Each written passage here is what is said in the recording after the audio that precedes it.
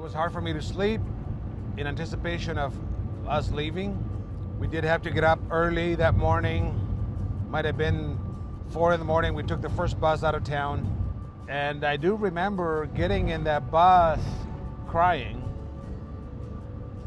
I remember my brother assuring me that everything would be okay and to stop crying, that everything would be fine.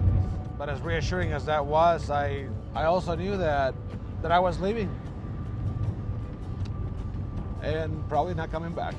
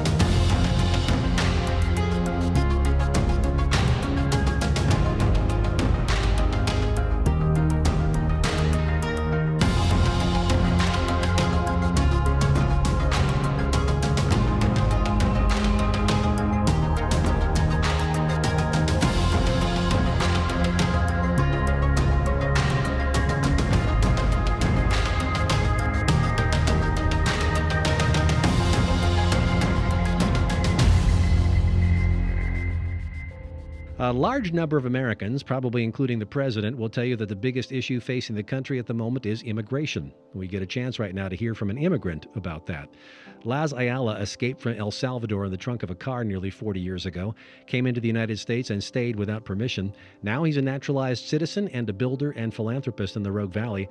Laz Ayala is also the creator of something called Illegal, the Project. Its introductory materials say the project seeks to give voice to the voiceless. Laz Ayala, thanks for joining us today on the Jefferson Exchange. Thank you for having me here. What led to the creation of Illegal, the Project, and what is it, I guess, is the larger question. Yes, in the 30 years that I've lived here in Southern Oregon, I have focused my attention and my time on my business, my family, and the community, not really getting involved or engaged in political issues. After many years of hearing the rhetoric that we hear today, the negative rhetoric towards immigrants, I felt like my own dignity, my own humanity was under attack, and of course that of others. I felt like there was a need for engagement from those of us that can tell our story firsthand, and I felt like my story was being defined by others. And it angered me, it frustrated me, to be honest, and I reached a point where I felt like my story could make a contribution to, in this conversation, and hopefully direct it in a positive way, humanize the conversation. Laz Ayala, our guest on the Jefferson Exchange, El Salvadoran born, escaped from the country about 40 years ago.